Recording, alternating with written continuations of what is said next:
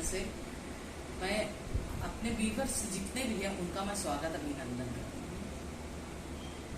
आज मैं आपको निर्जला एकादशी की कथा में सुनाने जा रही हूँ। निर्जला एकादशी की कथा पांडवों पर आधारित है। इसको पांडव एकादशी भी कहते हैं क्योंकि भीमसेन जो है एकादशी जो है नहीं रहा करते थे। वो क्या करते थे, सब व्रत रहा करते थे, लेकिन उनसे रहा ही नहीं जाता था। कोई एकादशी एक भी नहीं रह पाते थे। तो अब ज्येष्ठ की शुक्ल पक्ष, ये महीना जो चल रहा है शुक्ल पक्ष चल रहा है, जेठ की एकादशी है, उसका मैं वर्णन करने जा रही हूँ। भगवान श्री कृष्ण बोले, राजन इसका वर्णन परम धर्मात्मा सत्यवती नंदन व्यास जी करेंगे। क्यों? ये संपूर्ण शास्त्रों के तत्व ज्ञान वेदांतों के पारंगत विद्वान। तब वेद व्यास जी कहने लगे, दोनों पक्ष की एकादशियों का भोजन न करें। कभी भी एकादशी रहे तो भोजन नहीं करना चाहिए। द्वादशी को स्नान आदि पवित्र हो, फूलों से भगवान केशों का पूजन करके नित्य कर्म के समाप्त होने पर पहले ब्राह्मणों को भोजन देकर, यानी कि ब्राह्मणों को भोजन देकर स्वयं फिर भोजन करे दूसरे दिन। राजन जन शौच अमरना शौच भी एकादशी भोजन नहीं करना चाहिए। यह सुनकर भीमसेन बोले, परम बुद्धिमान पितामह, मेरी उत्तम बात सुनिए।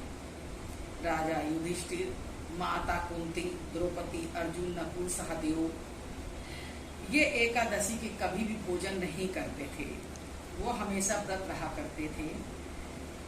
एक ही थे भीमसेन, जो भोजन किया करते थे उस दिन, उनसे व्रत रहा ही नहीं जाता था।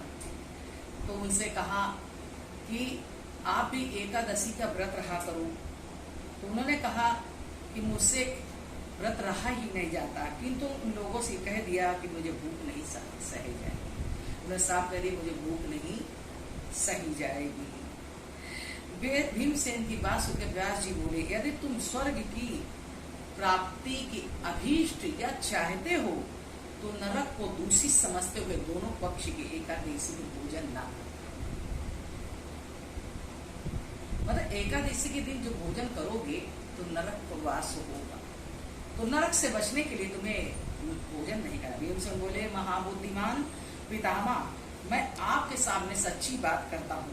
एक बार भोजन करके मुझे व्रत नहीं किया जा सकता, फिर उपवास करके मैं कैसे रह सकता हूँ?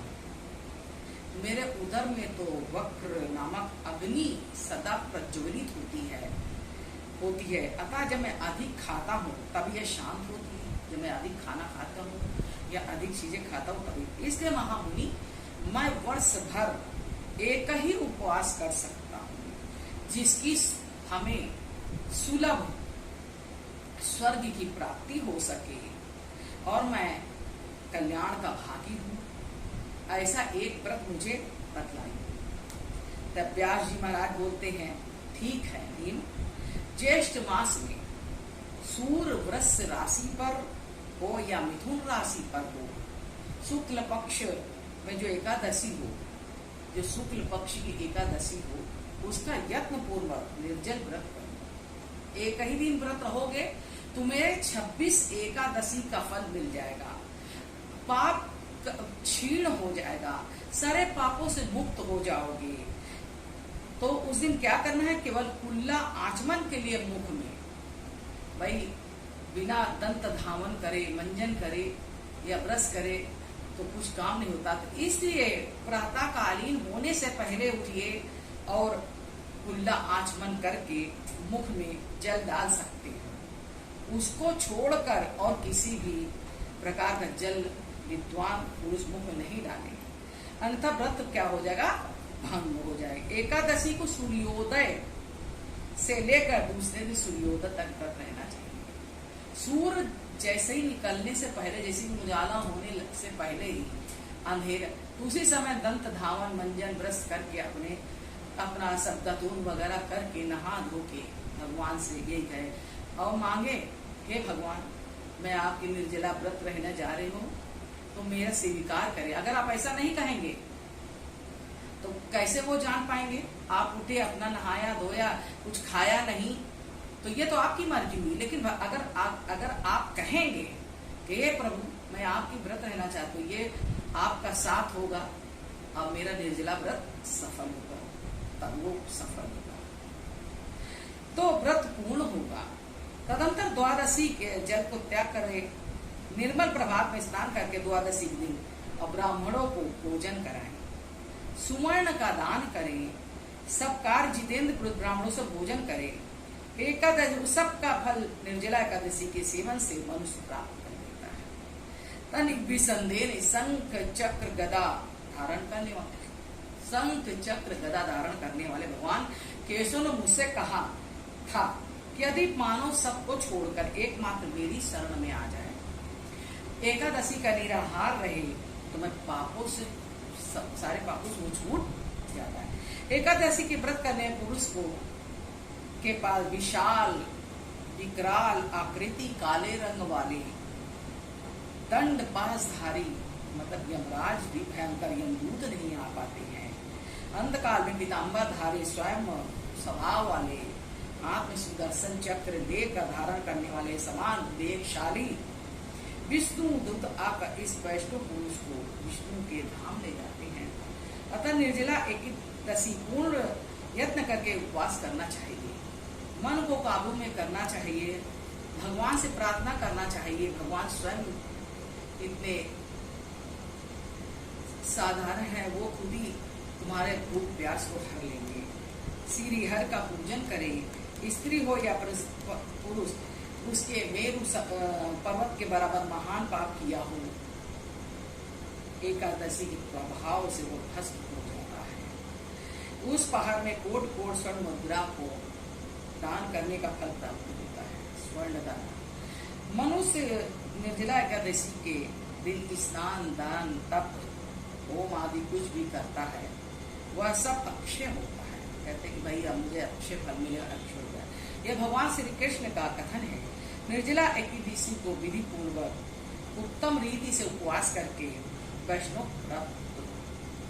पद को प्राप्त करे, चंडाल योनि से मरने की दुर्गति से वो पार पा जाता है। ज्येष्ठ शुक्ल के शुक्ल पक्ष एकादशी उपवास करके दान देने में परम पद को प्राप्त होता है। उस दिन ब्रह्म हत्यारे, शराबी, जुआ खेलने वाले, गुरुद्रोही पातकों का मुक्त हो जाता है समस्त पापों से। उसे श्रद्धालु पुरुषों के लिए दान कर्तव्य ही तो सुनो। जल सन करने वाले भगवान विष्णु को पूजन करना चाहिए। घृतमयी गाय का दान करना चाहिए। और उस दिन गाय है, छाता है, जूता है, जल भरा घड़ा, अन्न दान घड़ा, उसके अंदर चीनी, नींबू सब चीज दान करना चाहिए। अन्न वस्त्र सुंदर आसन, जलशैया, कमंडल, छाता दान करना चाहिए। केशव की प्रसन्नता के लिए मतलब केशव और विष्णु भगवान एकादशी को निराहार रहकर आचमन सेवा करके, आचमन ओम केशवाय नमः, तो जल ले आप ना, तो 6 मासा होना चाहिए, ज्यादा नहीं होना चाहिए। ये जल आपके अंदर चला जाए, क्योंकि आप जल विहीन रहेंगे। तब आचमन के सिवा दूसरे जल का त्याग करें। द्वादशी के देवेश्वर भगवान विष्णु पूजन करना चाहिए। गंध, धूप, दीप, मधुमेवा, पुष्प, सुंदर वस्त्र से विधि पूर्वक पूजन करके जल का घड़ा संकल्प करते हुए मंत्र का उच्चारण करे। देव देव ऋषिकेश संसारणवात्रक उदकुंभ प्रदानिन परमं गतिमं, ये मंत्र पढ़ के घड़े का दान करें। संसार सागर से तारने वाले देव ऋषिकेश जल के घड़े का दान से आप मुझे परम गति की प्राप्ति कराइए। घड़े को दान करते समय कहिए। ज्येष्ठ मास में शुक्ल पक्ष की जो शुभ एकादशी होती है उसका निर्जल व्रत करना चाहिए तथा उस दिन श्रेष्ठ ब्राह्मणों को शक्कर के साथ जल के घड़े दान करना चाहिए। ऐसे करने से मनुष्य भगवान विष्णु समीप पहुंचकर आनंद का अनुभव करता है। द्वादशी के ब्राह्मण भोजन कराने के लिए भोजन करे, जो इस प्रकार पूर्ण रूप से पाप नाशनी एकादशी के व्रत करता है, वह सब पापों से मुक्त अनामय पद को प्राप्त होता है। यह सुनकर भीमसेन भी शुभ एकादशी व्रत आरंभ कर दिया। क्योंकि वो बहुत खाते थे ना, तब से इस श्लोक में पांडव द्वादशी के नाम से विख्यात हुई ये वाली एकादशी। बोलो वृंदावन बिहारी लाल की जय। श्री कृष्ण गोविंद हरे मुरारी, नाथ नारायण वासुदेव। श्री कृष्ण गोविंद हरे मुरारी, नाथ नारायण वासुदेव। बोलो वृंदावन बिहारी लाल की